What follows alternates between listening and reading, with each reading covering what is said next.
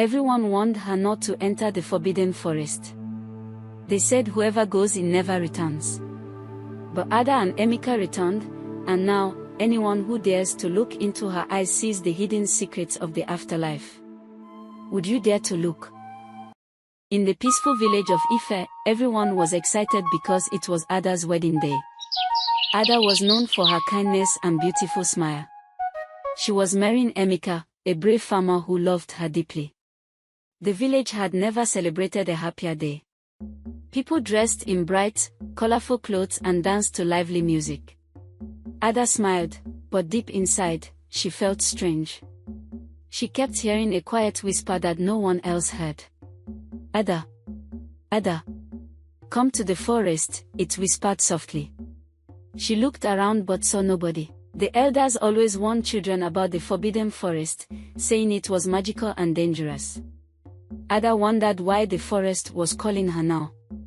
Late that night, when everyone had gone home, Ada felt herself wake up suddenly. The whisper called her again. Come, Ada. It's time. Ada felt her feet moving without thinking. She walked quietly out of the house, past the village huts, straight toward the forbidden forest. She stood before the dark trees and felt the whisper pull her in gently. Without fear, Ada stepped into the darkness. Suddenly, everything became quiet. The next morning, the villagers panicked because Ada had disappeared. Ada is gone. We must find her. Emika cried desperately. She must have entered the forbidden forest, said the chief. No one has ever returned from there. Emika made up his mind. I'll go find her. I won't come back until I do. The village waited many days. Emika searched but found nothing. Everyone thought Ada was gone forever. Then, on a quiet afternoon, Ada suddenly appeared at the village entrance. She walked slowly toward them, smiling gently. Everyone ran to greet her, full of happiness and relief. Ada.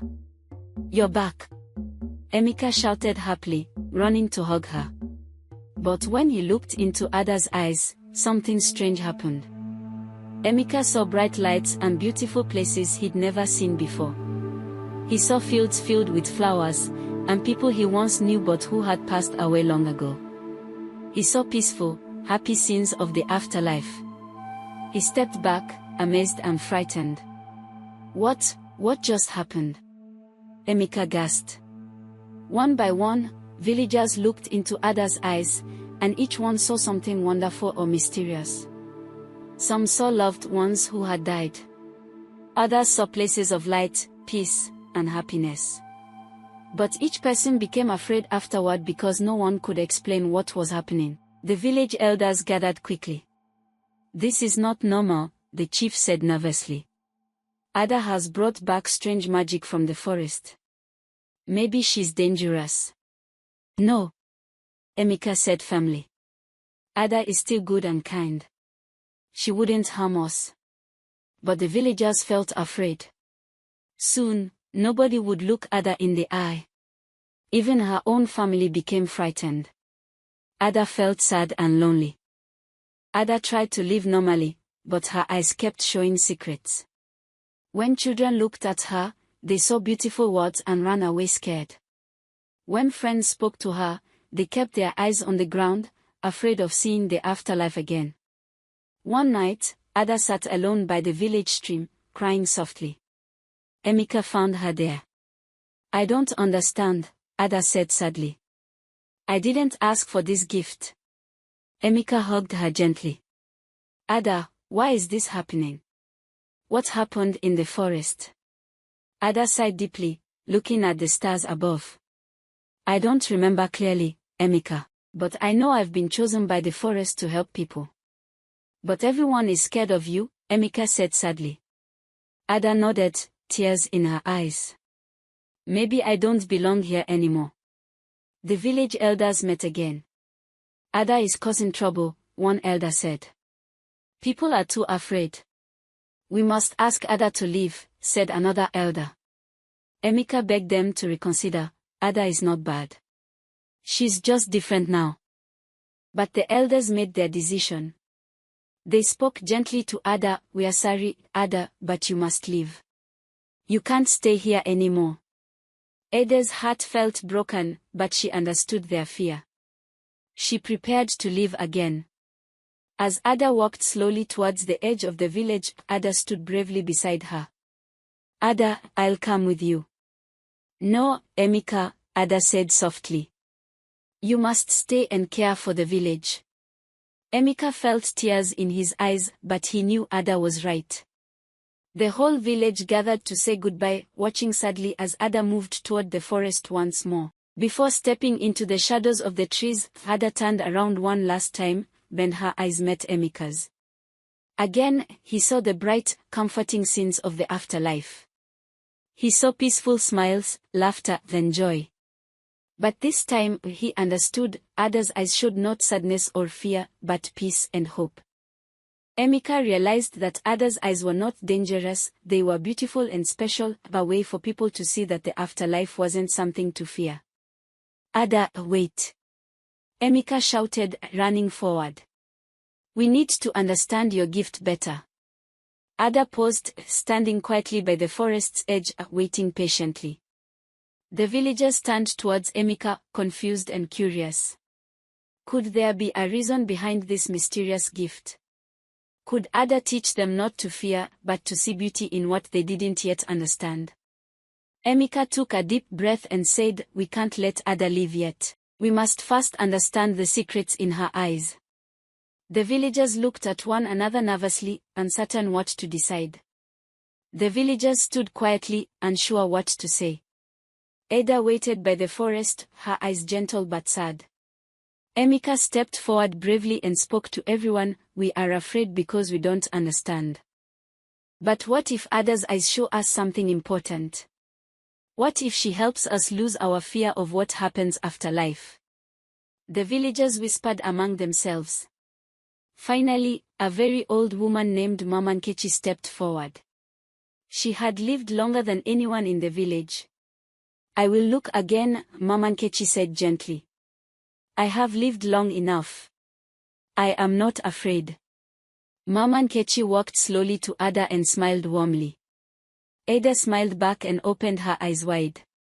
When Mama Nkechi looked into Ada's eyes, she saw her late husband, Papa Is, smiling peacefully. He was young again, standing in a beautiful garden filled with bright flowers. Mama Nkechi saw him wave at her and heard him say, do not worry. I am happy, and one day, we will be together again. Mama Nkechi began to cry, but her tears were of happiness, not fear. Thank you, Ada, she whispered softly. Your eyes have brought me peace. The villagers watched closely. Mama Nkechi explained gently to everyone what she saw. The villagers began to feel curious instead of scared. One by one, people bravely stepped forward to look into Ada's eyes. Each person saw something comforting, a loved one smiling, children laughing, beautiful places, then peaceful faces. The fear that once filled their hearts slowly melted away. Even the village chief, who had once been most afraid, stepped forward and saw his parents smiling and laughing together, happier than he'd ever seen them. Ada, he said gently, we misunderstood your gift.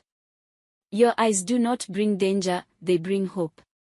Ada smiled with relief and happiness. Emika stood proudly beside her. Now, instead of fearing Ada, the villagers cherished her special gift. They called Ada a special name, the bride of the forbidden forest, guardian of secrets beyond life. Whenever someone in the village felt sad or afraid because a family member passed away, they would come quietly to Ada.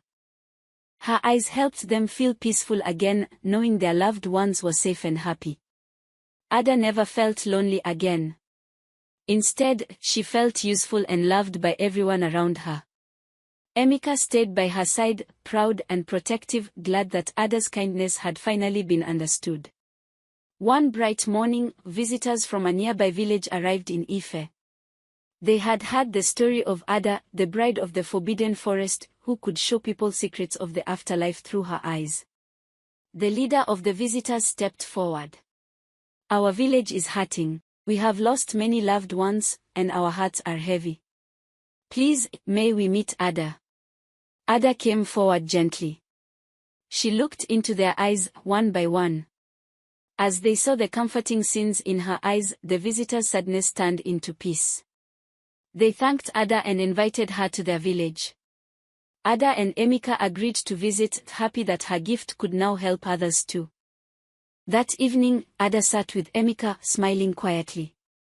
I'm so glad they understand me now, Ada said gently. But I feel the forest calling me again. Emika looked worried. Does it want you to leave again? Ada shook her head. No, not this time.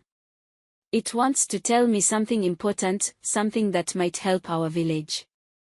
Emika held Ada's hand. Then let's go together. They walked hand in hand toward the forbidden forest. The trees welcomed them gently, and the wind whispered softly, guiding them deeper and deeper into the woods. Ada felt the magic stronger than ever before. Suddenly, the forest opened up to show something surprising, something they had never seen before. Ada and Emika stood amazed. Before them was a beautiful lake glowing gently under the moonlight. Around the lake, soft lights floated like tiny stars, and the air was filled with quiet, peaceful music. Suddenly, the gentle voice that Ada had heard before whispered clearly, "Welcome, Ada and Emika." "Who are you?"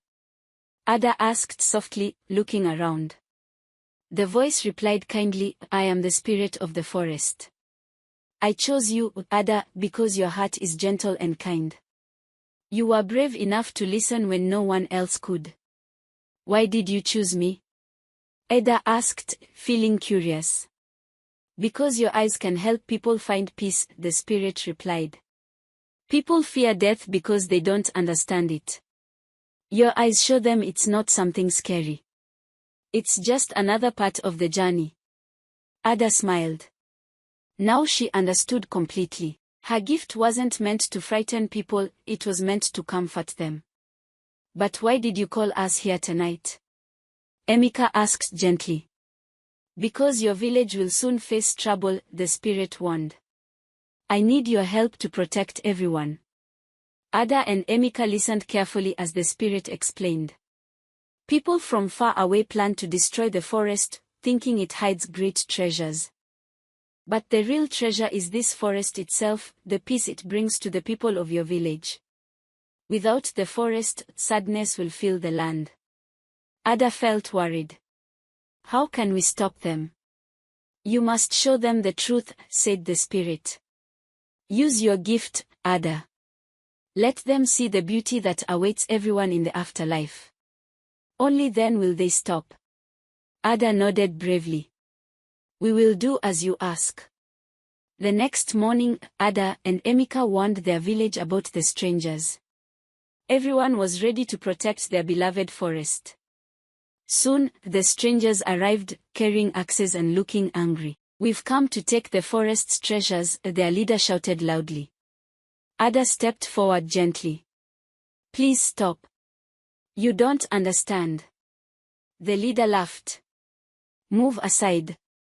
But Ada bravely stood her ground. "I will show you something important. Please, just look into my eyes." People from villages far and near came to see her, learning that death was not something scary, but a peaceful journey. As years passed, Ada and Emika stayed happy together. They lived by the forest, always ready to help people who needed comfort. The villagers now understood the gift Ada carried, and they called her the bride of the forbidden forest, not out of fear, but out of respect and love. The forest remained safe and beautiful, protected forever by Ada and Emika. They taught everyone kindness, bravery, and understanding. Ada's eyes continued to show the beautiful secrets of the afterlife, giving peace to many hearts. And as long as Ada and Emika were there, the forbidden forest was never feared again. Instead, it was a place of hope, peace, and gentle magic for everyone. And that was how Ada, the bride of the forbidden forest, turned fear into hope and sadness into happiness, with just the kindness in her eyes. If you had the opportunity to look into the afterlife and see your loved ones, would you look? Let me know in the comment section below. My name is Verena. Thank you for watching. I hope you enjoyed this story. Subscribe to our channel so when we post interesting stories like this, you'd be the first to know.